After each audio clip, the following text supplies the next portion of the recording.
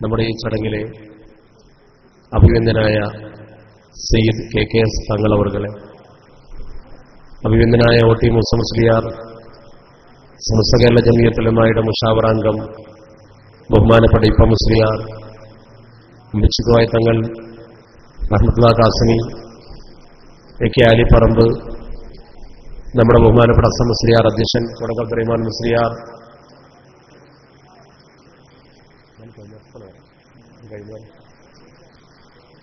ഈ ചടങ്ങ് സംഘടിപ്പിച്ച ജില്ലാ ജമിയത്തുൽ മുഅല്ലിമീന്റെ കർമ്മോത്സുകരായ പണ്ഡിത നേതാക്കൾ, പ്രവർത്തകർ, പ്രിയപ്പെട്ട മുഅല്ലിമീങ്ങൾ, റബ്ബ് സുബ്ഹാനഹു വ തആല നമ്മുടെ ഈ ഒരുമിച്ചുകൂടൽ ഒരു ഖൈറായ അമലായി നമ്മിൽ നിന്ന് കബൂലാക്കുമാറാവട്ടെ. ഇത് സംഘടിപ്പിച്ചവർക്കും ഒത്തുകൂടിയവർക്കും റബ്ബ് സുബ്ഹാനഹു വ തആല രണ്ട് വീട്ടിലും ഖൈർ പ്രദാനം ചെയ്യുമാറാവട്ടെ. ഞാൻ അതിദീർഘമായ ഒരു പ്രഭാഷണം ചെയ്യുന്നില്ല. കാരണം സുന്നി യുവജന സംഘത്തിന്റെ സംസ്ഥാന സെക്രട്ടേറിയറ്റ് സുന്നി മഹലിൽ അടിയന്തരമായി വിളിച്ചു ചേർത്തതുകൊണ്ടാണ് ഉസ്താദ് നേരത്തെ പോകുന്നത്. ആ യോഗത്തിൽ എനിക്കും പങ്കെടുക്കേണ്ടതുണ്ട്. അതിനുകൂടി സമയം കണ്ടുകൊണ്ട് ഏതാനും ചില കാര്യങ്ങൾ മരണമടഞ്ഞു പോയ, നമ്മിൽ നിന്ന് വിട പറഞ്ഞു പോയ നമ്മുടെ അഭിമന്യരായ സമസ്തയുടെ നെടുന്തൂണായിരുന്ന ശൈഖുനാ സൈനുൽ ഉലമയെക്കുറിച്ച് സൂചിപ്പിച്ചുകൊണ്ട് ഞാൻ എന്റെ കടമ നിർവഹിക്കുകയാണ്. റബ്ബ് സുബ്ഹാനഹു വ തആല മഹാനവരുടെ കബറിടം വിശാലമാക്കി കൊടുക്കുമാറാവട്ടെ. നമ്മുടെ ഉമ്മത്തിനെ നയിക്കാൻ നിലവിലുള്ള സമസ്തയുടെ നേതാക്കൾക്ക് അല്ലാഹു ദീർഘായുസ്സും ആഫിയത്തും ഹിമ്മത്തും പ്രദാനം ചെയ്യുമാറാവട്ടെ. അവരുടെ തണലിലായി ഇസ്ലാമിക ദഅ്വാ പ്രവർത്തനം ഭംഗിയായി നിർവഹിക്കാൻ നമുക്കൊക്കെ പടച്ച റബ്ബ് തൗഫീഖ് തരുമാറാവട്ടെ. നമുക്കറിയാവുന്നതുപോലെ കേരളീയ മുസ്ലിം ജനസാമാന്യത്തിന്റെ മുമ്പിൽ ചോദ്യം ചെയ്യപ്പെടാത്ത ഒരു പണ്ഡിത പാരമ്പര്യമുള്ള വ്യക്തിയായിരുന്നു ബഹുമാനപ്പെട്ട ചെറുശ്ശേരി ഉസ്താദ്. ഒരു വലിയ പണ്ഡിത കുടുംബത്തിലെ കണ്ണിയായിരുന്നുവല്ലോ അദ്ദേഹം. കാദിയാരകത്ത് ചെറുശ്ശേരി കുടുംബം എന്ന് പറഞ്ഞാൽ വർഷങ്ങളായി പാണ്ഡിത്യത്തിന്റെ ഗരിമ നിലനിർത്തിയ മഹത്തുക്കളായ പണ്ഡിതന്മാരായിരുന്നു. അദ്ദേഹത്തിന്റെ പ്രപിതാമഹൻ അഥവാ അദ്ദേഹത്തിന്റെ പിതാവിന്റെ പിതൃവ്യൻ ചെറുശ്ശേരി അഹമ്മദ് കുട്ടി മുസ്ലിയാർ എന്ന് പറയുന്ന മഹാപണ്ഡിതൻ അക്കാലഘട്ടത്തിലെ അറിയപ്പെടുന്ന പ്രോജ്വല പണ്ഡിതനായിരുന്നു. ആമിനുമാന്റെ അകത്ത് പരീക്കുട്ടി മുസ്ലിയാർ എന്ന് പറയുന്ന സ്വാതന്ത്ര്യ സമര പോരാളി മുഹിമാത്തുൽ മുഅ്മിനീൻ എന്ന ഗ്രന്ഥം എഴുതിയപ്പോൾ ആ ഗ്രന്ഥത്തെ പരിശോധിച്ച് അതിന് അവതാരിക എഴുതാൻ അദ്ദേഹം തെരഞ്ഞെടുത്തത് ചെറുശ്ശേരി അഹമ്മദ് കുട്ടി മുസ്ലിയാരെയാണ്. നമ്മളൊക്കെ ഒരു പുസ്തകം എഴുതുമ്പോൾ അതിന്റെ അവതാരികയ്ക്ക് വേണ്ടി നമ്മൾ അവലംബിക്കാറുള്ളത് ആ കാലഘട്ടത്തിൽ ജീവിച്ചിരിക്കുന്ന പ്രഗത്ഭരും പ്രതിഭാസമ്പന്നരുമായ ആളുകളെ.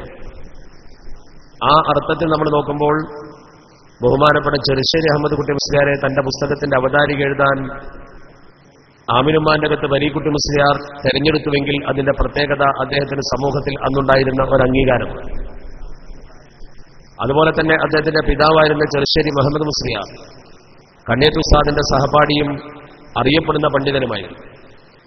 കണ്ണിയത്ത് ഉസ്താദിന് അദ്ദേഹത്തിന്റെ പിതാവിനെ ശരിക്കും അറിയാമായിരുന്നത് കൊണ്ടാണ് ബഹുമാനപ്പെട്ട ചെറുശ്ശേരി ഉസ്താദ് ജോലി ചെയ്യാൻ ആദ്യമായി വന്ന കോടങ്ങാട്ട് അവിചാരിതമായി കണ്ണിയത്ത് ഉസ്താദ് ജുമഅക്ക് പള്ളിക്ക് വരികയും ചെറുശ്ശേരി ഉസ്താദിന്റെ അവിടുത്തെ ഖുത്ബ കേൾക്കുകയും ചെയ്തു.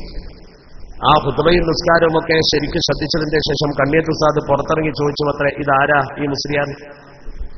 അവര് പറഞ്ഞു, ചെറുശ്ശേരി മുഹമ്മദ് മുസ്ലിയാരുടെ മകൻ ചെറുശ്ശേരി സൈനുദ്ദീൻ മുസ്ലിയാരാണ്. അപ്പൊ കണ്ണിയത്ത് ഉസ്താദ് പറഞ്ഞൊരു വാക്കുണ്ട് അത്രേ, മൂർഖന്റെ കുട്ടി മൂർഖൻ തന്നെയാണ് എന്ന് പറഞ്ഞു. അങ്ങനെ പറഞ്ഞു. അത് കണ്ണിയത്ത് ഉസ്താദ് അദ്ദേഹത്തിന് കൊടുത്ത ഏറ്റവും വലിയൊരു സർട്ടിഫിക്കറ്റാണ്. ഞാൻ പറഞ്ഞു വരുന്നത് ആ ചെറുശ്ശേരി കുടുംബത്തിലെ പ്രോജ്വലനായ ആ പണ്ഡിതന്റെ ജീവിത പ്രവർത്തനം പാണ്ഡിത്യത്തിന്റെ ഒരു തറവാട്ടിലൂടെ ജനിച്ചു വളർന്നുകൊണ്ട് പണ്ഡിത ലോകത്ത് അദ്ദേഹം മുന്നോട്ട് പോകുന്ന ഒരു കാഴ്ചയായിരുന്നു.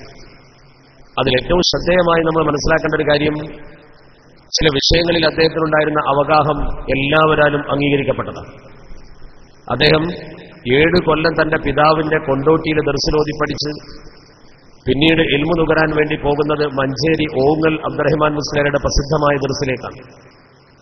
ഓങ്ങൽ അബ്ദുറഹ്മാൻ മുസ്ലിയാരുടെ ദർസിലേക്ക് അദ്ദേഹം ചെന്നപ്പോ അദ്ദേഹം അവിടെ ഒരു പഠിതാവായി മുതഅല്ലിമായി പഠിക്കാൻ വേണ്ടി അഡ്മിഷന് വേണ്ടി ചെല്ലുന്ന സമയത്ത് ഉസ്താദ് ദർസിലില്ല.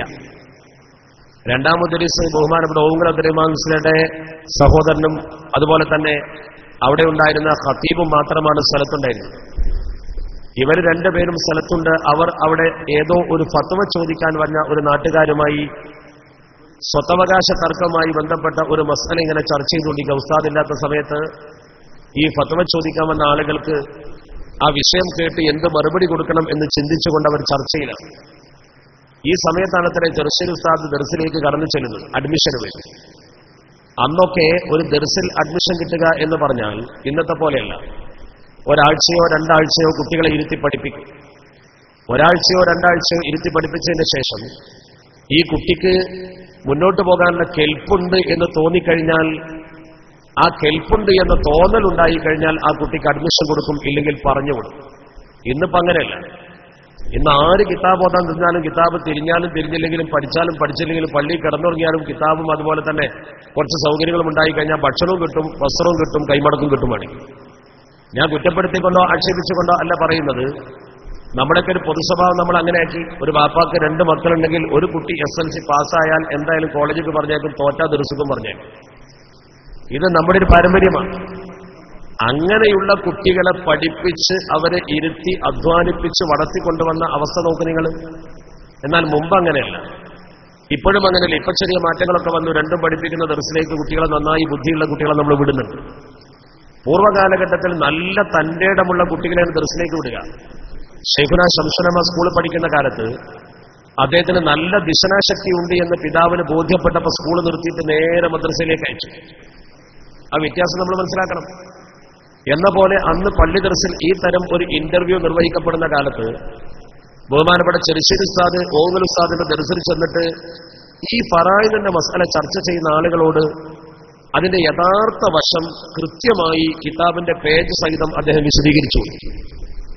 അങ്ങനെ വിശദീകരിച്ചു കൊടുത്തപ്പോൾ അവർക്ക് ബോധ്യമായി ഈ കുട്ടി തരക്കേടില്ല. അഡ്മിഷൻ തേടി വന്ന ആ കുട്ടിയെക്കുറിച്ച് ഖത്തീബ് പറഞ്ഞുവത്രേ, ഇയാളെ എന്തായാലും വിടാൻ പാടില്ല, പോവുകയാണെന്ന് പറഞ്ഞാലും പറഞ്ഞേക്കാൻ പാടില്ല, ഇരുത്തി പഠിപ്പിക്കണം. അങ്ങനെ ബഹുമാനപ്പെട്ട ഉസ്താദിന് അവിടെ അഡ്മിഷൻ കിട്ടി, അവിടെ പഠിച്ചു. അവിടെ പഠിച്ചതിന്റെ ശേഷം 2 കൊല്ലം അദ്ദേഹം ഓങ്ങൽ അബ്ദുറഹ്മാൻ മുസ്ലിയാരുടെ പ്രസിദ്ധമായ ദർസിൽ ഓതിപ്പടിച്ച് നേരെ ചെന്ന് കോടങ്ങാട് പള്ളി ദർസിൽ ചാർജ് ചെയ്തു. കോടങ്ങാട് ദർസി ഏറ്റതിന്റെ ശേഷം 1 വർഷം ലീവ് എടുത്തുകൊണ്ടാണ് മഹാനവറുകൾ പ്രസിദ്ധമായ ചാലിയത്തെ സൈനുദ്ദീൻ മുസ്ലിയാർ എന്ന് പറയുന്ന ഇന്ത്യൻകുട്ടി മുസ്ലിയാരുടെ ദർസിൽ പോയി റിസാലയും ചഅമീനയും ഒക്കെ ഓതി പഠിച്ചത് എന്ന് അദ്ദേഹത്തിന്റെ താരീഖിലുണ്ട്. ജോലി കിട്ടിയതിനു ശേഷം പിന്നെ ലീവ് എടുത്തുകൊണ്ട് പോയി ഓതി പഠിക്കുന്നു. അങ്ങനെ ഓതി പഠിച്ച് പ്രസിദ്ധനായി വീണ്ടും അദ്ദേഹം കോടങ്ങാട്ട് വന്ന് അവിടെ നിന്നും അദ്ദേഹം ദർസ് നടത്തി പിന്നീടാണ് ചെമ്മാട്ടേക്ക് പോകുന്നത്. ചെമ്മാട്ട് അദ്ദേഹം ദർസ് നടന്ന കാലത്ത് ഒരിക്കൽ ശംസുലുലമ തൊട്ടടുത്തൊരു പ്രദേശത്ത് വന്ന് അദ്ദേഹം ശംസുലമയും ഒന്നിച്ചു. 2 പേരും ഒന്നിച്ചു നിൽക്കുന്ന സമയത്ത് ബഹുമാനപ്പെട്ട ബാപ്പുട്ടി ഹാജി അങ്ങോട്ട് കയറി ചെന്നപ്പോ ബഹുമാനപ്പെട്ട ബാപ്പുട്ടി ഹാജിയോട് ബഹുമാനപ്പെട്ടവർ പറഞ്ഞു, ഷെയ്ഖുന ശംസുലമ പറഞ്ഞു അത്രേ, ഇപ്പോഴാണ് നിങ്ങളെ മഹല്ലിനൊത്ത മുദരിസിനെ നിങ്ങൾക്ക് കിട്ടിയത്. മഹല്ലിനൊത്ത മുദരിസ് നിങ്ങൾക്കായത് ഇപ്പോഴാണ്. അങ്ങനെയാണ് ചെറുശ്ശേരി ഉസ്താദിനെ കുറിച്ച് ബഹുമാനപ്പെട്ടവർ അനുസ്മരിച്ചത്. വളരെ ശ്രദ്ധേയമായ ഒരു കാര്യമായിട്ടാണ് അത് സൂചിപ്പിക്കപ്പെടുന്നത്. മാത്രമല്ല, ആ മഹാനുഭാവൻ ചെമ്മാട്ട് ദർസ് നടത്തിക്കൊണ്ടിരിക്കുമ്പോൾ അദ്ദേഹത്തിന്റെ ജീവിതത്തിൽ അദ്ദേഹം പുലർത്തിപ്പോകുന്ന ചില നിഷ്ഠകളെക്കുറിച്ച് ചെമ്മാട്ടുകാർ പറയുന്നു. ചെമ്മാട് ബാപ്പുട്ടി ഹാജിയുടെ മകൻ നമ്മുടെ സംഘടനാ പ്രവർത്തനായ ബാവ എന്നോട് പറഞ്ഞു, വളരെ വേദനയോടുകൂടിയാണ് ഷാഫി ഹാജി എന്നോട് ആ കാര്യം പറഞ്ഞത്. ഉസ്താദ് അവിടെ ജോലി ചെയ്യുന്ന ആദ്യ കാലഘട്ടങ്ങളിലൊക്കെ അവരറിയാതെ പോയ ഒരു കാര്യം, വർഷങ്ങളോളം എല്ലാ തിങ്കളാഴ്ചയും എല്ലാ വ്യാഴാഴ്ചയും ഉസ്താദിന് നോമ്പായിരിക്കും. ഈ തിങ്കൾ വ്യാഴം ദിവസങ്ങളിൽ ഉസ്താദിന് നോമ്പായിരിക്കുമ്പോൾ ഈ നോമ്പ് ഉസ്താദ് ആരെയും അറിയിക്കില്ല. വീട്ടുകാരെ അറിയിച്ചാൽ അവർക്കത് ബുദ്ധിമുട്ടാകുമെന്ന് മനസ്സിലാക്കി ബഹുമാനപ്പെട്ടവർ നോമ്പ് മറച്ചുവെച്ച് ഉച്ചയ്ക്ക് കൊണ്ടുവരുന്ന ഭക്ഷണം പാത്രത്തിൽ തന്നെ വെച്ച് ആ തണുത്ത ചോറ് മഗ്‌രിബ് ബാങ്ക് വിളിക്കുമ്പോൾ ഉപയോഗപ്പെടുത്തിക്കൊണ്ട് നോമ്പ് തുറന്ന അദ്ദേഹത്തിന്റെ അനുഭവം വർഷങ്ങളോളം തുടർന്നു എന്നാണ് പറയുന്നത്. നിങ്ങൾ ചിന്തിച്ചു നോക്കൂ, ഒരു മനുഷ്യനൊരു മഹലിൽ ജോലി ചെയ്യുമ്പോൾ, പ്രത്യേകിച്ച് ജനിച്ചിരുത്താനെ പോലത്തെ ഒരാള്, ആ മഹല്ലത്തിൽ അദ്ദേഹത്തിന് നോമ്പ് തുറക്കാൻ ആളുകൾ എന്തൊക്കെ കൊണ്ടുവന്നു കൊടുക്കും. പക്ഷെ ഞാനൊരു സുന്നത്ത് നോമ്പുകാരനാണെന്ന് ജനങ്ങളെ അറിയിക്കാതിരിക്കാൻ പരമാവധി ശ്രദ്ധിച്ചു. തണുത്ത ചോറ് ഭക്ഷിച്ചുകൊണ്ട് അദ്ദേഹം നോമ്പ് തുറന്നു. ചിന്തിക്കാൻ കഴിയുന്നുണ്ടോ നിങ്ങൾക്ക്? ജീവിതത്തിന്റെ ഒരു ലാളിത്യമാണ് നമ്മളവിടെ കാണുന്നത്. പാണ്ഡിത്യത്തിന്റെ ഗരിമ ഒരു മനുഷ്യന് ലഭ്യമാകുമ്പോൾ വിനയത്തോടു കൂടി അദ്ദേഹം താഴ്ന്നു വരികയാണ്. ആ വിനയം ശരിക്ക് ചെമ്മാട്ടുകാർ ശരിക്ക് അനുഭവിച്ചു എന്നവർ പറയുന്നു.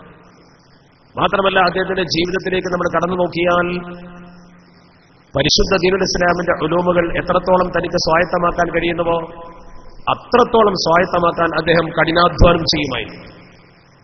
അതിനുവേണ്ടി അദ്ദേഹം ഏത് അപൂർവ കിതാബാണെങ്കിലും അത് തേടിപ്പിടിച്ച് മുത്താലയ ചെയ്യുമായിരുന്നു. അത് അദ്ദേഹത്തിന്റെ ഒരു പ്രത്യേക സവിശേഷ സ്വഭാവമായിരുന്നു. മാത്രമല്ല ചെമ്മാട്ട് അദ്ദേഹം ജോലി ചെയ്യുന്ന സമയത്ത് പ്രധാനപ്പെട്ട പണ്ഡിതന്മാരുടെ മുമ്പിലേക്ക് ആരെങ്കിലും ഒരു ഫത്വ ചോദിച്ചു എന്നാൽ ചെമ്മാട്ട് നിന്നാണ് എന്ന് പറഞ്ഞാൽ കണ്ണിയത്ത് ഉസ്താദ് പോലും പലതവണ പറഞ്ഞിട്ടുള്ളത്രേ, ചെമ്മാട്ടിൽ നിന്ന് നിങ്ങൾ ഇങ്ങോട്ട് വരേണ്ട ആവശ്യമില്ല, അവിടെ സൈനുദ്ദീൻ മുസ്ലിയാരുണ്ട് ചോദിച്ചാൽ മതി. പ്രഗത്ഭരായ പണ്ഡിതന്മാരും അങ്ങനെയാണ് അത്രേ പറഞ്ഞത്. ചെമ്മാട്ട് മഹലിൽ ഉണ്ടായൊരു സംഭവം നമുക്കൊക്കെ വലിയൊരു പാഠമാണ്. ഇന്ന് മഹല്ല ഭാരവാഹികൾക്കും അതുപോലെ തന്നെ പ്രിയപ്പെട്ട മുഅല്ലിമീങ്ങളുമൊക്കെ മനസ്സിലാക്കേണ്ട ഒരു കാര്യം, ഞാനത് സാന്ദർഭികമായി സൂചിപ്പിക്കുന്നു. ചുരുശിൽത്താനൊരു മഹത്വവും നമുക്കൊരു ഗുണപാഠവും അതിലുണ്ട്. ചെമ്മാട് മഹലിൽ സമത്വ കേരള ജമിയത്തിലും ഇരുന്ന് മാറി ചിന്തിച്ച ആളുകൾ മഹല്ല് കമ്മിറ്റി തെരഞ്ഞെടുപ്പിൽ വിവാദമുണ്ടാക്കി ഞങ്ങൾ 75% അതുകൊണ്ട് ഞങ്ങൾക്ക് പ്രാതിനിധ്യം വേണം എന്ന് പറഞ്ഞു. ഞങ്ങൾക്ക് മഹല്ലത്തിൽ പ്രാതിനിധ്യം വേണം, അതുകൊണ്ട് ഞങ്ങളെയും എടുക്കണം. ഒരു കൂട്ടിന് മാത്രം കമ്മിറ്റി ഭരിച്ചാൽ പോരാ, കൂട്ടിച്ചേർത്ത് കമ്മിറ്റി ഉണ്ടാക്കണം. ഇപ്പൊ എല്ലാ സ്ഥലത്തും നടക്കുന്ന ഗതിയാണ്. ആ വാദഗതി അവർ മുന്നോട്ട് വെച്ചപ്പോ ബഹുമാന്യനായ ബാപ്പുട്ടി ഹാജി പറഞ്ഞു അത്രേ, രണ്ടു കൂട്ടരും ചേർന്ന് ഭരിക്കുന്ന ഒരു സംവിധാനം എന്തായാലും നല്ല നിലക്ക് പോകൂല, രണ്ടും രണ്ടാണ്. അതുകൊണ്ട് ഒരു കാര്യം ചെയ്യാം, ഈ മഹലിൽ നിങ്ങൾ 75% ഉണ്ട് എന്നല്ല പറയുന്നത്, നമുക്കൊരു വോട്ടെടുപ്പ് നടത്തി നോക്കാം. 75% വേണ്ട, 50 ഉണ്ടെങ്കിൽ മഹലിൽ നിങ്ങൾ ഭരിച്ചോ, ഞങ്ങൾ വേറെ പള്ളി ഉണ്ടാക്കി പോയിക്കോളാം. 49% നിങ്ങളുള്ളൂ, എന്നാ നിങ്ങളൊരു കാര്യം ചെയ്യാം, ഈ പള്ളിയുടെ ഭരണത്തിൽ നിങ്ങൾ ഒരിക്കലും കൈകടത്തരുത്. നിങ്ങൾക്ക് നിസ്കരിക്കാനും സൗകര്യത്തിനും ഒരുമിച്ചുകൂടി കൂട്ടുകൂടി നടത്തുമ്പോൾ വിമർശിക്കാനേ ആളുണ്ടാവും. അതുകൊണ്ട് 51% നിങ്ങളുണ്ടെങ്കിൽ പള്ളി നിങ്ങൾക്ക്, 49% നിങ്ങളെങ്കിൽ പള്ളി ഞങ്ങൾക്ക്. ഇതിനപ്പുറം യാതൊരു തരത്തിലും ഒരു അഡ്ജസ്റ്റ്മെന്റ് ഇല്ല എന്ന് അദ്ദേഹം പറഞ്ഞു. അങ്ങനെ വോട്ടർ ലിസ്റ്റ് തയ്യാറാക്കി മധ്യസ്ഥന്മാർ മുഖേന ഈ വിഷയത്തിൽ വോട്ടെടുപ്പ് നടത്താൻ തീരുമാനിച്ചു. അങ്ങനെ വോട്ടെടുപ്പ് നടത്താൻ തീരുമാനിച്ച് വോട്ടർ പട്ടിക തയ്യാറാക്കി എല്ലാം റെഡിയാക്കി കഴിഞ്ഞതിന് ശേഷം ഒരു പുതിയ സംശയം വന്നു. സുന്നത്ത് ജമാഅത്തിന്റെ ആളുകളാണോ ബിദഈ പ്രസ്ഥാനത്തിന്റെ ആളുകളാണോ എന്നറിയാത്ത നമ്മുടെ സമൂഹത്തിൽ അത്തരം ചില ആളുകളുണ്ട്. സജീവമായി ബിദഅത്തിന്റെ പ്രവർത്തന രംഗത്തുണ്ടാവില്ല, എന്നാൽ സജീവമായി നമ്മുടെ രംഗത്തുണ്ടാവില്ല. അങ്ങനത്തെ കുറച്ച് ആളുകളുണ്ട്. അവർ സുന്നിയാണോ ജമാഅത്താണോ മുജാഹിദാണോ തിരിയാത്ത കുറച്ച് ആളുകൾ. അവർക്ക് വോട്ടവകാശം വേണമോ വേണ്ടയോ എന്നായി ചർച്ച. അവർക്ക് വോട്ടവകാശം വേണമോ വേണം. അടിസ്ഥാനപരമായി എടുത്ത അഡ്വക്കേറ്റ് സാഹിബ് നമ്മുടെ വേദിയിലെത്തിയിട്ടുണ്ട്. അള്ളാഹു ദീർഘായുസ് കൊടുക്കുമാറാവട്ടെ. ആളില്ലാത്ത കാലത്ത് നമ്മുടെ സംഘടനയ്ക്ക് വേണ്ടി പ്രവർത്തിച്ച സുന്നി സംരക്ഷണ സമിതിയിലെ ധീരനായ ഒരു പോരാളിയാണ്. നിങ്ങൾക്ക് അറിയാമായിരിക്കും. ഇന്നൊക്കെ നമുക്ക് ധാരാളം പ്രഭാഷകരും ഒരുപാട് ബന്ധപ്പെട്ട ആളുകളുണ്ട്. അന്നൊന്നും ആരുമില്ല. അന്ന് നമ്മുടെ വേദിയിലൊക്കെ പ്രസംഗിക്കുന്ന ആ കാലഘട്ടത്തിൽ ഇത്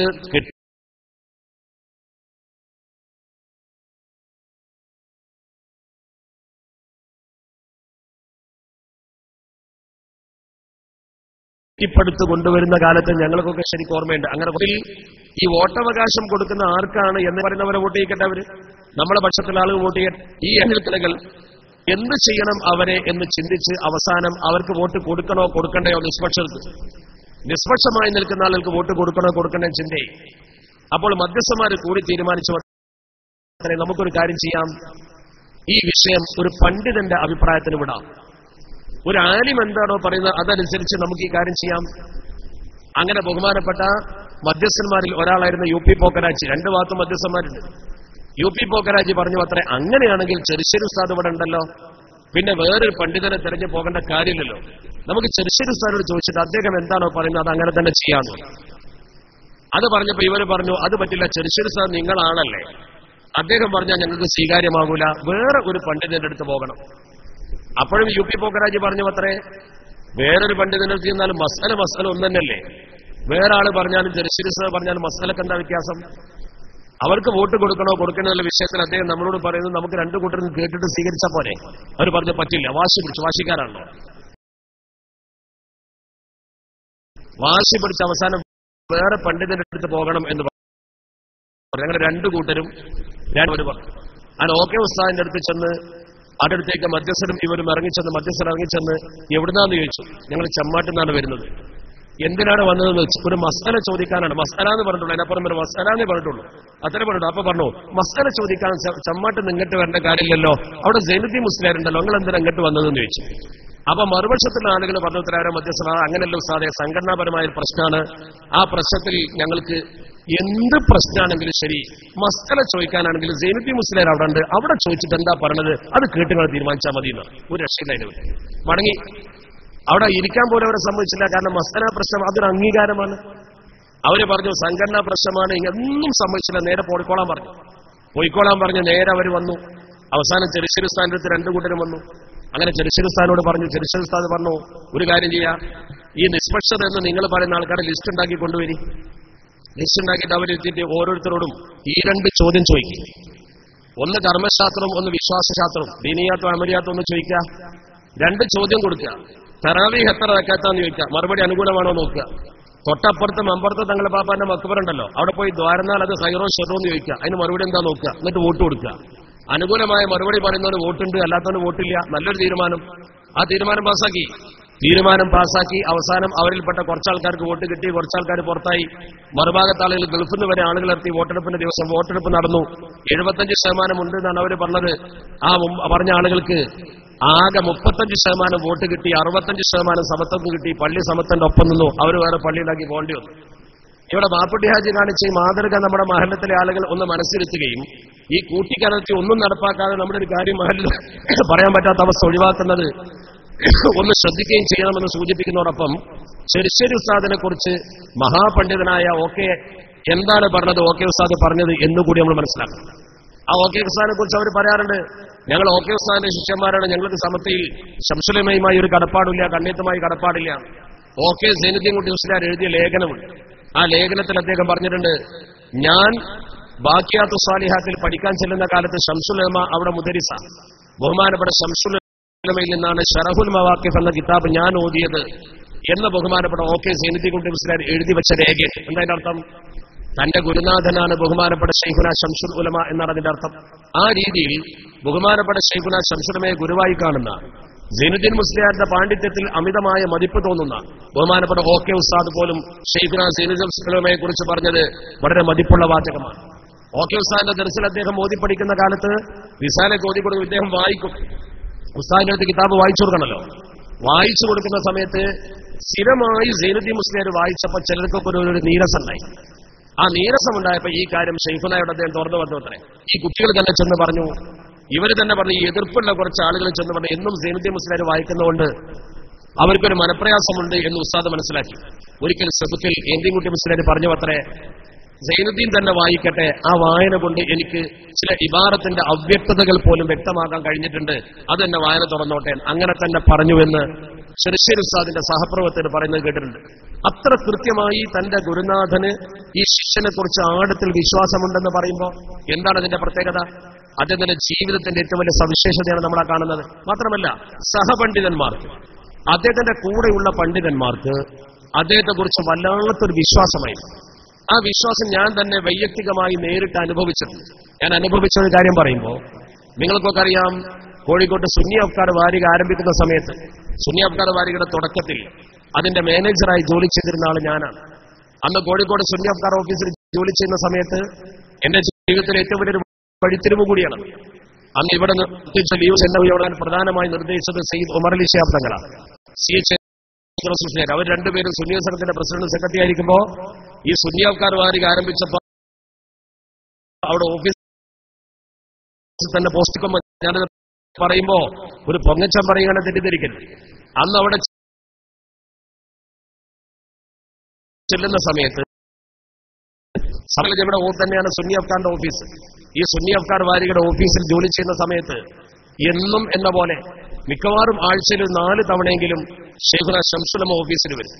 ശൈഖുന ഓഫീസിൽ വന്നാൽ ശൈഖുനാക്ക് ആദ്യമായി നമ്മൾ ചെയ്തു കൊടുക്കേണ്ടത്, അദ്ദേഹം നോക്കുന്നത് ഓഫീസിൽ വന്നിട്ട് സമത്വക്ക് വല്ല കമ്മിറ്റുണ്ടോ. നബി മുഹമ്മദ് മുസ്ലിയാരെ നോക്കിയിരുന്നു, പിന്നെ ശൈഖുന തന്നെ ഏറ്റെടുക്കുകയായിരുന്നു. അങ്ങനെ ഇദ്ദേഹം നോക്കിക്കൊണ്ടിരിക്കുന്ന സമയത്ത് അദ്ദേഹം വന്നാൽ ഉടനെ ചെയ്യേണ്ട ഒരു കാര്യം പത്രം വായിച്ചു കൊടുക്കും. ഷെയ്ഖിന്റെ ഓഫീസിൽ വന്നാൽ ഉടനെ പത്രങ്ങളെല്ലാം കൊണ്ടുവന്നിട്ട് എല്ലാ പത്രങ്ങളും അവിടെ ഉണ്ടാവും. എല്ലാ പത്രത്തിന്റെ ഹെഡ് വായിച്ചു കൊടുക്കണം.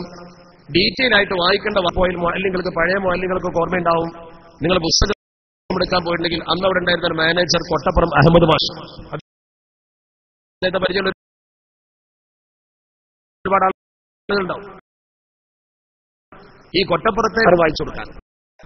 അങ്ങനെയാണ് ശൈഖുനാ ശംസുലുമയുമായി കൂടുതൽ അടുക്കാൻ അവസരം ഉണ്ടാകുന്നത്. ഈ പത്രം വായിച്ചു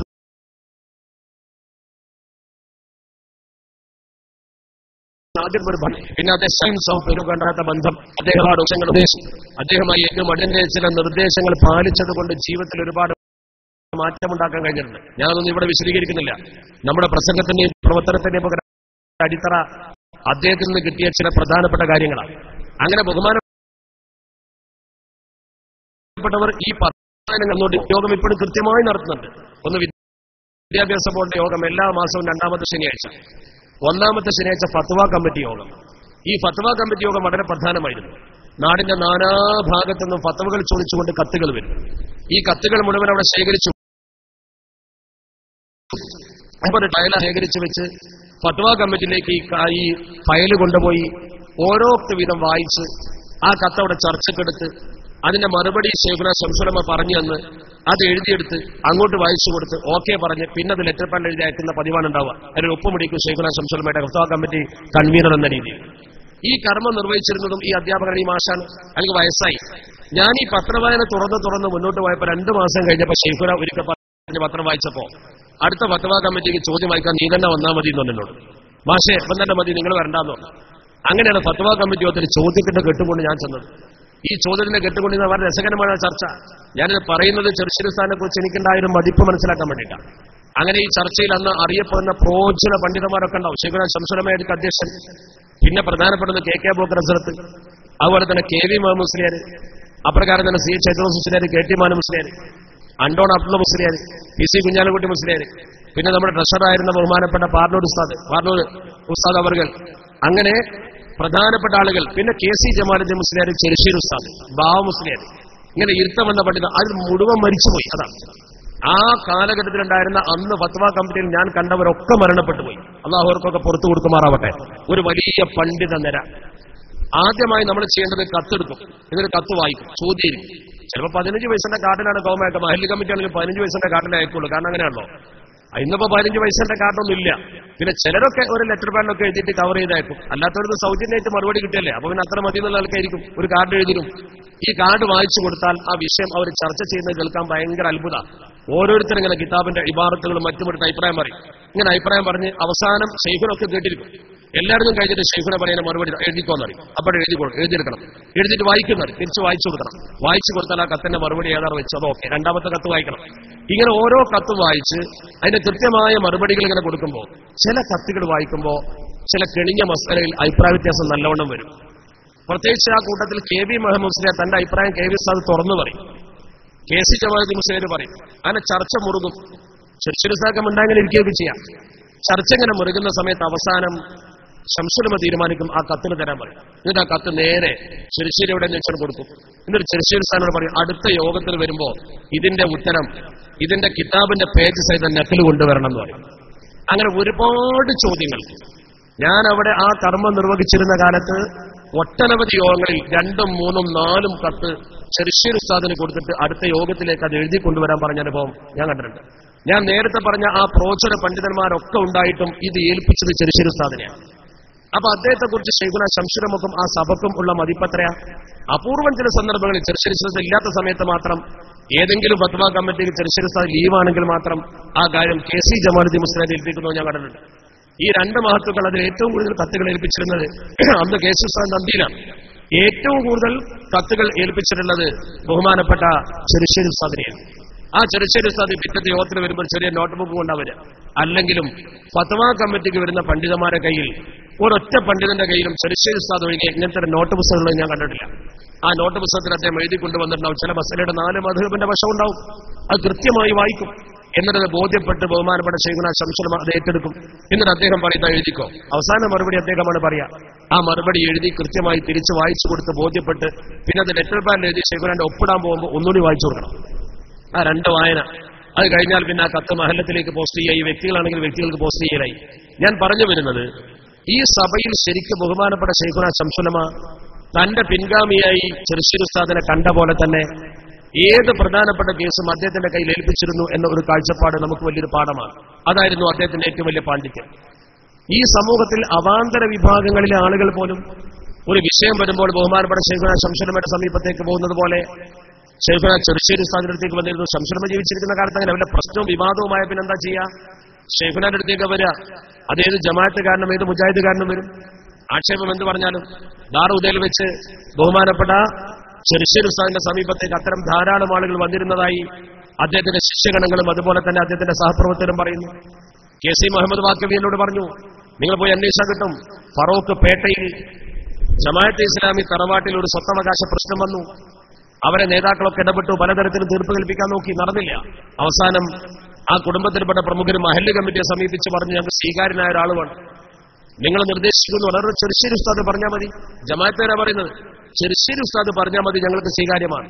മഹല്ല് കമ്മിറ്റി പറഞ്ഞു, അദ്ദേഹത്തിന്റെ അടുത്ത് പോയിട്ട് ഒരു ഫത്വ വാങ്ങിയിട്ട് പിന്നെ നിങ്ങൾ അതിൽ പ്രാസ്ഥാനികമായി ഒരു കോലാഹലം ഉണ്ടാക്കാൻ പാടില്ല, നിങ്ങൾ ജമാഅത്തെ ഇസ്ലാമിക്കാരാ, ഞങ്ങൾ എന്താണെങ്കിലും ശരി ചെറുശ്ശേരി മുസ്ലിയാർ പറഞ്ഞാൽ ഞങ്ങൾക്കത് ഓക്കെയാണ്. അവരെ നേരെ കൊണ്ടുവന്നു. ആ ജമാഅത്ത് അനുഭാവികളായ തറവാട്ടിലെ പ്രമുഖരെ നേരെ കൊണ്ടുവന്നു ദാറുഹുദയിലേക്ക്. അവരെ ഇരുത്തി ചെറുശ്ശേരി ഉസ്താദ് മസല പറഞ്ഞു കൊടുത്തു. കാര്യം തീർപ്പ് കൽപ്പിച്ചു. അവർ പോയി.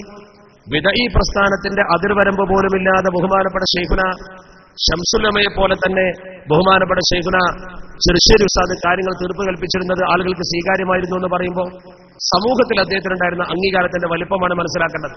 മാത്രമല്ല, ഇത്രയൊക്കെ ഔന്നത്യത്തിൽ എല്ലാ വിഭാഗവും തന്നെ അംഗീകരിക്കുന്നു എന്ന് കണ്ടിട്ട് പോലും വളരെ തവാദുവോടുകൂടി പെരുമാറിയ ഒരു മനുഷ്യൻ. ഒരിക്കലും അഹന്ത അദ്ദേഹത്തിലില്ലായിരുന്നു. അദ്ദേഹത്തിന്റെ ഡ്രസ്സ്, അദ്ദേഹത്തിന്റെ പ്രവർത്തനം, അദ്ദേഹത്തിന്റെ ജീവിതം നോക്കി നിങ്ങൾ. 100% വിനയാന്വിതനായിരുന്നു അദ്ദേഹം. നിങ്ങൾ മരണത്തിന്റെ പിറ്റേ ദിവസം പത്രത്തിൽ കണ്ടില്ലേ, കൊണ്ടോട്ടി അങ്ങാടിയിൽ മത്സ്യ മാർക്കറ്റിൽ മത്സ്യം വാങ്ങാൻ നിൽക്കുന്ന ഒരു മനുഷ്യന് മടിയില്ല അദ്ദേഹം സമത്വയുടെ ജനറൽ സെക്രട്ടറി ആയപ്പോൾ ആരോ പത്രത്തിൽ എഴുതി, കൊണ്ടോട്ടി മാർക്കറ്റിൽ നിന്ന് സാധനം വാങ്ങി വീട്ടിലേക്ക് പോകുന്ന ഒരു മനുഷ്യനാണോ സമത്വയുടെ സെക്രട്ടറി? സഞ്ചരിക്കുന്ന കാറിന്റെ വലുപ്പവും ഡ്രസ്സിന്റെ മേന്മയും ഈ സമൂഹത്തിൽ പാണ്ഡിത്യത്തിന്റെ ലക്ഷണമായി എടുത്തു ധരിക്കുന്ന ആളുകൾക്ക് അത് അത്ഭുതമായിരിക്കാം. പക്ഷെ സുന്നത്ത് ജമാഅത്തിന്റെ ആളുകൾക്ക് മാതൃക അഷ്റഫുൽ ഖൽഖ് മുഹമ്മദ് മുസ്തഫ സ്വല്ലല്ലാഹു അലൈഹി വസല്ലം തങ്ങളാണ്. നബി തങ്ങൾ മദീനത്തെ മാർക്കറ്റിലേക്ക് സാധനം വാങ്ങാൻ പോയ സംഭവം ഇമാം ബുഖാരി തങ്ങൾ ഉദ്ധരിച്ചിട്ടുണ്ട്. സാധനം വാങ്ങിയപ്പോൾ അബൂ ഹുറൈറ തങ്ങൾ പുറകിൽ, നബിയെ ഞാൻ പിടിക്കാം, അങ്ങയുടെ വീട്ടിലേക്കല്ലേ, ഞാൻ കൊണ്ടുപോകാം. അള്ളാഹുവിന്റെ പരിശുദ്ധ തിരുദൂതർ പറഞ്ഞു വേണ്ട. അബൂ ഹുറൈറ തങ്ങൾ വീണ്ടും ചോദിച്ചപ്പോൾ നബി തങ്ങൾ പറഞ്ഞു, സ്വാഹിബു ശൈഇ അഹഖു അൻ യഹ്മിലഹു, സാധനത്തിന്റെ ഉടമയാണ് തന്റെ വീട്ടിലേക്ക് അത് ചുമക്കാൻ ഏറ്റവും കടപ്പെട്ടവൻ, ഞാൻ കൊണ്ടുപോകാം. ആ ഹദീസിന്റെ പശ്ചാത്തലത്തിൽ തന്റെ വീട്ടിലേക്കുള്ള സാധനം ആരെയും ബുദ്ധിമുട്ടിക്കാതെ തൂക്കിപ്പിടിച്ചു കൊണ്ടുപോകുന്ന ഒരു മനുഷ്യന്റെ ദിശ, അത് അള്ളാഹുവിന്റെ പരിശുദ്ധ ഹബീബിന്റെ ജീവിതക്രമമാണ്, അത് സുന്നത്താണ്. ആ സുന്നത്തെ ചെറുശ്ശേരി ഉസ്താദ് ചെയ്തുള്ളൂ. അതൊരു താഴ്ചയല്ല, അതൊരു ഉയർച്ചയാണ്. അവിടെയാണ് സുന്നത്യമായതെങ്കിൽ അതാണ് സുന്നത്യമായതെന്ന് പഠിപ്പിക്കുന്നവരാ നമ്മള്. എനിക്കറിയാം, തൃക്കരിപ്പോൾ സംയുക്തമായതിന്റെ കാദിയായി അദ്ദേഹം സ്ഥാനമേറ്റു. കാദി സ്ഥാനം ഏറ്റെടുത്ത ശേഷം അവിടെ ഒരു പള്ളി ഉദ്ഘാടനത്തിൽ അദ്ദേഹത്തിന്റെ കൂടെ ഞാൻ പങ്കെടുത്തു. പള്ളി ഉദ്ഘാടനം കഴിഞ്ഞ് ജനങ്ങളൊക്കെ പുറത്തിറങ്ങുന്നു. സ്റ്റേജിലേക്ക് കയറിപ്പോകാൻ ചെരുപ്പ് തിരയാണ്. എല്ലാവരും ചെരുപ്പിന്റെ പുറത്തിറങ്ങി. ഉസ്താദിന്റെ ചെരുപ്പ് കാണുന്നില്ല. ഉസ്താദ് പറഞ്ഞു, എന്റെ ചെരുപ്പ് നോക്കുന്നു, കാണുന്നില്ല. എന്താ ഉസ്താദ് ഇറങ്ങാത്ത? അവിടുത്തെ പൗരപ്രമുഖരൊക്കെ ഉണ്ട്, അവിടുത്തെ കാദിയല്ലേ, സമ്പന്നരായ പലരുമുണ്ട്. എല്ലാവരും കൂടി ചെരുപ്പ് തപ്പിയപ്പോ എല്ലാവരുടെയും ദൃഷ്ടിയിൽ ചെരുപ്പ് നല്ല കനപ്പെട്ട മനോഹരമായ വലിയ വിലപിടിപ്പുള്ള ചെരുപ്പാ. ചെരുപ്പ് കാണുന്നില്ല. കുറച്ച് സമയങ്ങൾ തപ്പി എല്ലാവരും ചെരുപ്പുണ്ട്. പിന്നെ 1-2 ചെരുപ്പേ ഉള്ളൂ. പിന്നെ കുറച്ചപ്പുറത്ത് മറിഞ്ഞു കിടക്കുന്ന ആൾക്കാർ തട്ടിക്കൊണ്ടുപോയ ഒരു ഭാരമില്ലാത്തൊരു ചെരുപ്പ്, അത് മറിഞ്ഞു കിടക്കുക. ഉസ്താദ് ചോദിച്ചു, ആ ചെരുപ്പ് നോക്കാൻ പറഞ്ഞു. അവർ പറഞ്ഞു, അതൊരു ഹവായി ചെരുപ്പ് ഉസ്താദെ, അത് തന്നെയാണ് എന്റെ ചെരുപ്പ്, അതന്നെയാണ് എന്റെ ചെരുപ്പ്. അവർ അവഗണിച്ചതാ. നേരത്തെ കണ്ടിട്ടുണ്ടവര്. ആ ചെരുപ്പ് മറിച്ചിട്ട് നോക്കുമ്പോൾ നമ്മളൊക്കെ ബാത്റൂമിൽ ഉപയോഗിക്കുന്ന രീതിയിലുള്ള ഒരു ഹവായി. ഒരു മടിയില്ല അദ്ദേഹത്തിന്. വലിയൊരു പള്ളി ഉദ്ഘാടനത്തിന് ഒരു മേഖലയുടെ കാന്തി ചെന്നിരിക്കുക, ഒരു ഹവായി ചെരുപ്പം ഇട്ടിട്ട്. അതൊന്നും അദ്ദേഹം നോക്കിയിട്ടില്ല. അപ്പൊ ആരോ ചോദിച്ചു അദ്ദേഹത്തോട്, എന്തിനാ ഈ ചെരുപ്പ് ഉസ്താദ്? ഞാനൊരു ചെരുപ്പിട്ട് പോകുന്നുള്ളൂ, ചെരുപ്പല്ലേ, അത്രേ പറഞ്ഞു. ഞാനൊരു ചെരുപ്പിട്ട് പോകുന്നു, ചെരുപ്പല്ലേ, അത്രേ അദ്ദേഹം പറഞ്ഞുള്ളൂ. വേറെ ഒന്നും അദ്ദേഹം അതിൽ കരുതിയില്ല. അവിടെയാണ് ഒരു മനുഷ്യന്റെ വ്യക്തിത്വത്തിന്റെ മാറ്റുരക്കേണ്ടത്. സഞ്ചരിക്കുന്ന കാറിന്റെ വലിപ്പം പറയുന്നവരോട് പറയണം, നിങ്ങൾ മഹാനായ ചെറുശ്ശേരി ഉസ്താദിന് അതുകൊണ്ടൊരു കുറവും സംഭവിച്ചിട്ടില്ല. അള്ളാഹുവിന്റെ പരിശുദ്ധ ഹബീബ് പരുക്കൻ വസ്ത്രം ധരിച്ചുകൊണ്ട് വളരെ പ്രയാസപ്പെട്ടുകൊണ്ട് പായിൽ കിടന്നപ്പോ ഈത്തപ്പനയോലയുടെ അടയാളം ഇവിടെ ചുമക്കേണ്ടി വന്നപ്പോ തുടുത്ത മേനിയിൽ ഈത്തപ്പനയോലയുടെ അടയാളം പതിഞ്ഞു കിടക്കുമ്പോ മഹാനായ ഉമറുൽ ഫാറൂഖ് റളിയല്ലാഹു തആല പറഞ്ഞു, അള്ളാഹുവിന്റെ പരിശുദ്ധ പ്രവാചകരെ, ഈ ലോകത്തെ ഭൗതിക സുഖം ആസ്വദിക്കുന്ന പേർഷ്യ റോമൻ സാമ്രാജ്യത്തിന്റെ ഉടമകളൊക്കെ ഇസ്രയും കൈസറുമൊക്കെ മനോഹരമായി ദുന്യാവ് ആസ്വദിക്കുമ്പോ അങ്ങെന്താണ് ഇങ്ങനെ, അങ്ങയുടെ ജീവിതം ഇങ്ങനെയായി പോയല്ലോ. അള്ളാഹുവിന്റെ പരിശുദ്ധ പ്രവാചകർ പഠിപ്പിച്ചത് ഉമറേ, അവർക്ക് അള്ളാഹു പ്രതിഫലം ഈ ഭൂമുഖത്ത് തന്നെ കൊടുത്തു, നമുക്ക് അള്ളാഹു പരലോകത്താണ് പ്രതിഫലം തരിക. അള്ളാഹുവിന്റെ പരിശുദ്ധ തിരുദൂതർ പറഞ്ഞ വാചകമാണ്, നാം ദുന്യാവല്ല തെരഞ്ഞെടുത്തത്, അവര് ദുന്യാവ് തെരഞ്ഞെടുക്കുമ്പോൾ നാം പരലോകം തെരഞ്ഞെടുക്കുന്നു. അഷ്റഫുൽ ഖൽഖ് മുഹമ്മദ് മുസ്തഫ സ്വല്ലല്ലാഹു അലൈഹി വസല്ലം. ആ ഒരു ലാളിത്യം, ആ ഒരു വ്യക്തിത്വം, ആ ഒരു വ്യതിരിക്തത കൃത്യമായി ചെറുശ്ശേരിസ്ഥാനിൽ കാണാമായിരുന്നു. അതാണ് നമ്മൾ മനസ്സിലാക്കേണ്ട ആ വ്യക്തിത്വത്തിന്റെ മാറ്റ്. അതൊരിക്കലും നമുക്ക് മറക്കാൻ കഴിയില്ല. ഒരു പ്രതിസന്ധി ഘട്ടത്തിൽ അദ്ദേഹം നമ്മുടെ സമൂഹത്തിന് മുമ്പിൽ നിന്നു. ശംസുലമ കോടതി കയറിയത് പോലെ ആ പാരമ്പര്യമനുസരിച്ച് കോടതി കയറി. അദ്ദേഹം പലപ്പോഴും കോടതി കയറി. ആ കോടതി കയറിയതിന്റെ മനോഹരമായ ഉദാഹരണമാണ് ഇബ്രാഹിം പുത്തൂർ പൈസയുടെ ഒരു ഫതഹുൽ മുഈന്റെ കേസ്. തൃശ്ശൂരിലെ ഒരു സ്വകാര്യ സ്ഥാപനം ഒരു ഫതഹുൽ മുഈൻ പ്രസിദ്ധീകരിച്ചു. തെറ്റിദ്ദേഹം ചൂണ്ടിക്കാണിച്ചു. അവർ കേസ് കൊടുത്തു. കേസിന് വേണ്ടി കോടതിയിൽ ചെന്നു. ബഹുമാനപ്പെട്ട ചെറുശ്ശേരി ഉസ്താദ് വളരെ മനോഹരമായി ഇബ്രാഹിം പുത്തൂർ പൈസയുടെ വാദം സ്ഥിരീകരിച്ചുകൊണ്ട് കോടതി വിജയിച്ചു വന്നു. തൃശ്ശൂരിൽ തന്നെ ഒരു മക്കബറ കെട്ടിപ്പൊക്കിയ കേസ്, അതിനെതിരെ കേസ് കൊടുത്തു. മഹല്ല് കമ്മിറ്റിക്കെതിരെ കേസ് സമത്തേറ്റെടുത്തു. മുഷാവറ തീരുമാനിച്ചു. ചെറുശ്ശേരി ഉസ്താദ് കോടതിയിൽ പോട്ടെ. പോയി കൃത്യമായി സുന്നത്യമായതിന്റെ വാദം കോടതിയിൽ അവതരിപ്പിച്ചുകൊണ്ട് മനോഹരമായി ഇത് വിജയിപ്പിച്ചുകൊണ്ട് വന്നു. ആ ഒരു കഴിവ്, ആ ഒരു ദിശണ. ഞാൻ തന്നെ പത്രത്തിൽ എഴുതിയൊരു വാർത്ത നിങ്ങൾ ശ്രദ്ധിച്ചല്ലോ. തിരുവനന്തപുരത്ത് മുസ്ലിം സംഘടനകളുടെ യോഗം വിളിച്ച ഒരു വലിയ ചർച്ചയുടെ പശ്ചാത്തലം 18 വയസ്സ് വിവാഹപ്രായപരിധി 18 വയസ്സാക്കിയപ്പോ നിക്കാഹ് ചെയ്തു കൊടുത്ത പല കാദിമാർക്കെതിരെ കേസ്. 18ന്റെ താഴെ 17 നിക്കാഹ് ചെയ്തു കൊടുത്തു, 16 നിക്കാഹ് ചെയ്തു കൊടുത്തു. കേസ് വന്നു, പ്രശ്നമായി, വലിയ വിഷയമായപ്പോ തിരുവനന്തപുരത്തേക്ക് യോഗം വിളിച്ചു. കുഞ്ഞാലിക്കുട്ടി സാഹിബിനെ കണ്ട സമസ്തയുടെ നേതാക്കൾ പറഞ്ഞു, ഈ പ്രശ്നം പരിഹരിക്കാതിരുന്ന വലിയ ബുദ്ധിമുട്ട് വരും, കാദിമാർക്കെതിരെ കേസ് വരുന്നു. സാമൂഹ്യക്ഷേമ വകുപ്പുമായി ബന്ധപ്പെട്ട് മന്ത്രി മുനീർ, മന്ത്രി കുഞ്ഞാലിക്കുട്ടി സാഹിബ് രണ്ടുപേരും യോഗം വിളിച്ചു. ഉദ്യോഗസ്ഥന്മാരൊക്കെ ഉണ്ട്, മുസ്ലിം ഉദ്യോഗസ്ഥരൊക്കെ ഉണ്ട്, സംഘടനാ പ്രതിനിധികളുണ്ട്, എല്ലാ മതസംഘടനയുടെയും തലപ്പത്തുള്ള ആളുകളുണ്ട്. യോഗം ഇതുപോലത്തെ അടച്ചിട്ടൊരു ഹാളിൽ ആരംഭിച്ചു. തുടക്കത്തിൽ ചർച്ച. ഈ ചർച്ച ഒരാൾ വഴിതിരിച്ചുവിട്ടു. വിദയി പ്രസ്ഥാനത്തിന്റെ ഒരു നേതാവ്, ആളെ ഞാൻ പറയുന്നില്ല, ആളെ പറഞ്ഞ ഒരാളെ മാനകെടുക്കലല്ലോ നമ്മുടെ ലക്ഷ്യം. അയാൾ എഴുന്നേറ്റിട്ട് പറഞ്ഞു, ഈ ചർച്ചക്കൊക്കെ കാരണം ഈ പൗരോഹിത്യമാണ്. ഈ നിക്കാഹ് എന്ന് പറയുന്ന സംഗതി ചൊല്ലിക്കൊടുക്കേണ്ട ആവശ്യം എന്താ? നിക്കാഹ് ചൊല്ലിക്കൊടുക്കാൻ മുസ്ലിംകാർ പോയിട്ടല്ലേ? അതിന്റെ ആവശ്യമില്ലല്ലോ.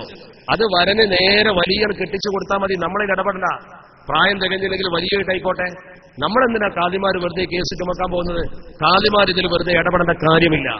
അപ്പൊ ഹിന്ദു ഉദ്യോഗസ്ഥന്മാരൊക്കെ മനസ്സിലാക്കി എന്താ വെച്ചാൽ ഇതാണ് ശരിയെന്ന അവരൊക്കെ തലകുലുക്കി. അപ്പൊ എല്ലാവരും ഈ നിക്കാഹ് ചൊല്ലിക്കൊടുക്കൽ നിർബന്ധമില്ലാത്ത കേസ് എന്തിനാ വെറുതെ കാദിമാർ ഏറ്റെടുക്കുന്നത് എന്ന് പറഞ്ഞുകൊണ്ട് അത് കാദിമാർ വെറുതെ കാശ് കിട്ടാൻ ചെന്നിട്ട് ഏർപ്പാടെന്നുള്ള രീതിയിലാണ് ഇയാൾ വരുത്തി തീർത്തത്. അതൊരു വല്ലാത്തൊരു മോശമായി പോയി. അങ്ങനെ ഇരിക്കുമ്പോൾ ഈ ചർച്ച ഇങ്ങനെ മുന്നോട്ട് പോകുമ്പോൾ ചെറുശ്ശേരി ഉസ്താദ് എഴുന്നേറ്റ് വളരെ മനോഹരമായിട്ട് അദ്ദേഹത്തിന്റെ ഫലിത ശൈലിയിൽ വളരെ മനോഹരമായിട്ട് പറഞ്ഞു, ഒരാൾ ഇവിടെ പറഞ്ഞത് നിക്കാഹ് ചൊല്ലിക്കൊടുക്കണ്ടെന്നാണ്. ചൊല്ലിക്കൊടുക്കണോ വേണ്ടേ എന്നുള്ളത് വിഷയത്തിന്റെ ഗൗരവത്തിനനുസരിച്ചാണ് തീരുമാനിക്കുക. നിക്കാഹ് ഒരു വലിയ സംഗതിയാണ്.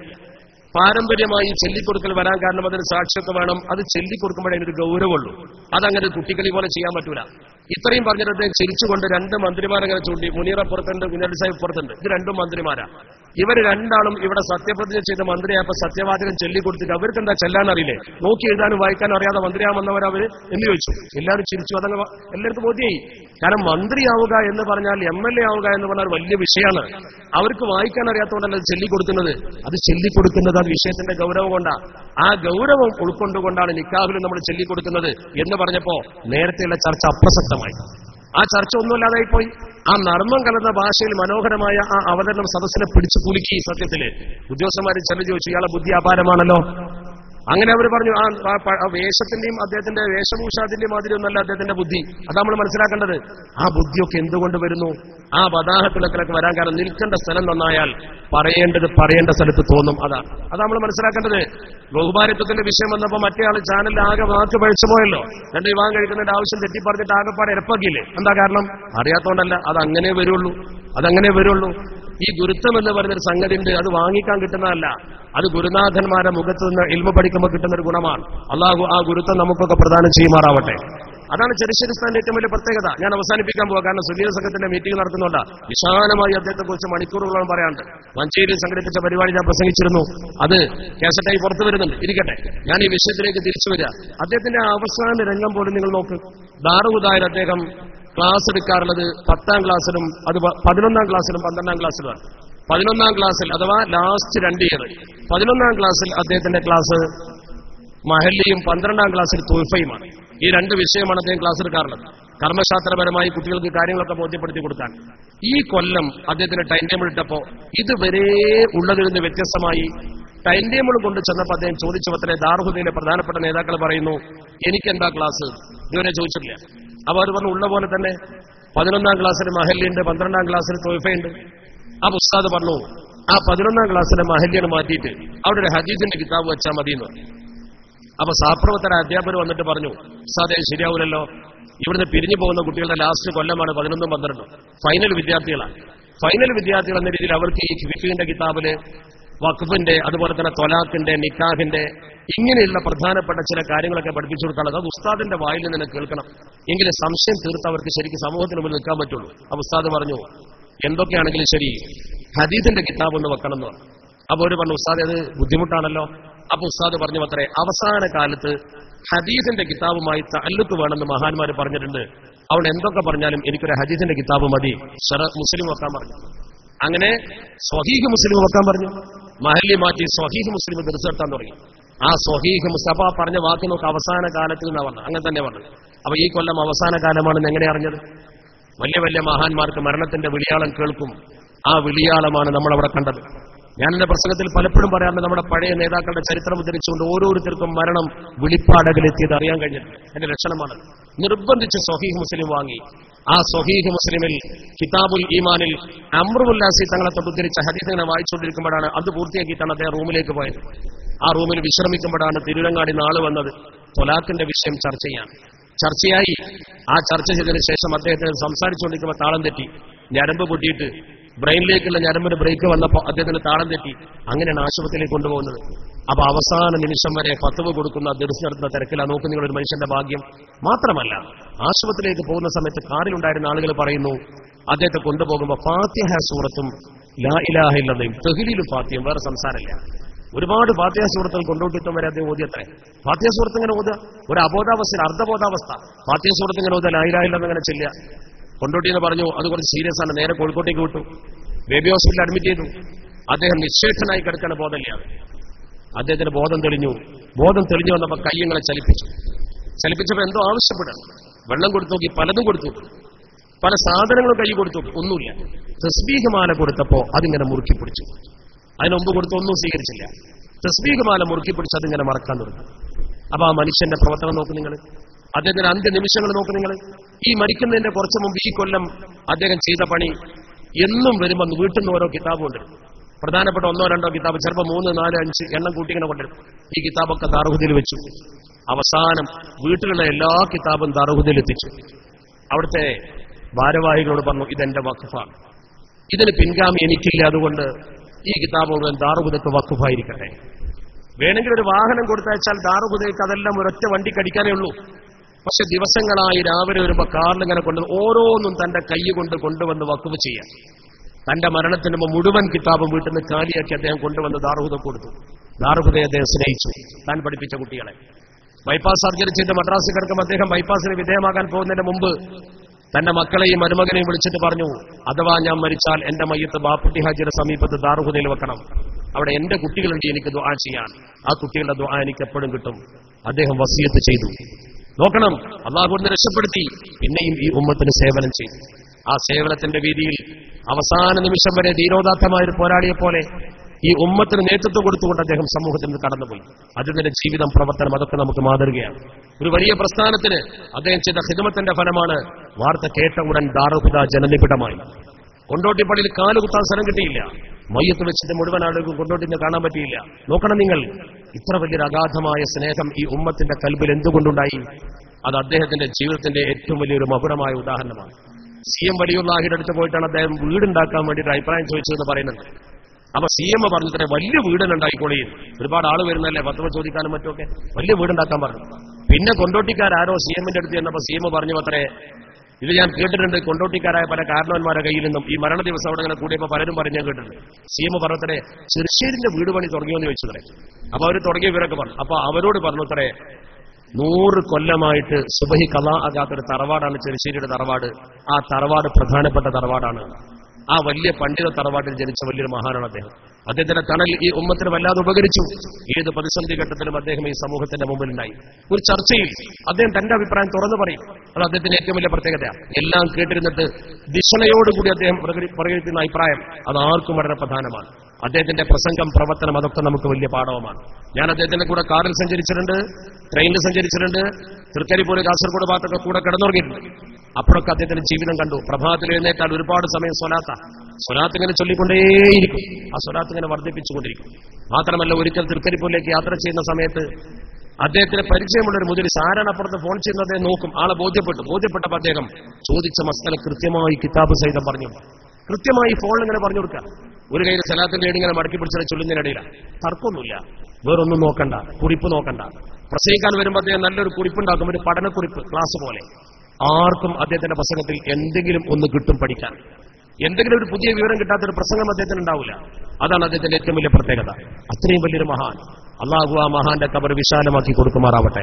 ഞാൻ ദീർഘിപ്പിക്കുന്നില്ല, കാരണം SYSന്റെ യോഗം, ജമിയത്തുൽ മുഅല്ലിമീൻ ഇത് സംഘടിപ്പിച്ചത് ഞാൻ അവരെ അഭിനന്ദിക്കുന്നു. ക്രിയാത്മക പ്രവർത്തനങ്ങളുമായി നമ്മുടെ ഉമ്മത്തിന്റെ കാവൽഭടന്മാരായി നിൽക്കുന്ന മതപ്രബോധന രംഗത്ത് ഏറ്റവും വലിയ ശക്തിയായ നിങ്ങൾ തന്നെയാണ് മഹാനായ ഉസ്താദിന്റെ അനുസ്മരണം നടത്താൻ ഏറ്റവും യോഗ്യർ. ഖൈറുക്കും മൻ തഅല്ലമൽ ഖുർആന വ അല്ലമ. അതുകൊണ്ട് നമ്മൾ ഇവിടെ നടത്തിയ മൗലിദും മറ്റു കാര്യങ്ങളൊക്കെ സ്വീകരിച്ചുകൊണ്ട് പരലോകത്ത് നമ്മുടെ ഉസ്താദിന്റെ ദറജ അള്ളാഹു വർദ്ധിപ്പിച്ചു കൊടുക്കുമാറാവട്ടെ എന്ന് ഹൃദയപൂർവ്വം പ്രാർത്ഥിച്ചുകൊണ്ട് അഭിനന്ദനങ്ങൾ അർപ്പിച്ചുകൊണ്ട് ഞാൻ എന്റെ വാക്കുകൾക്ക് വിരാമമിടുന്നു. വ ആഖിറു ദഅവാന അൽഹംദുലില്ലാഹി റബ്ബിൽ ആലമീൻ. അസ്സലാമു അലൈക്കും.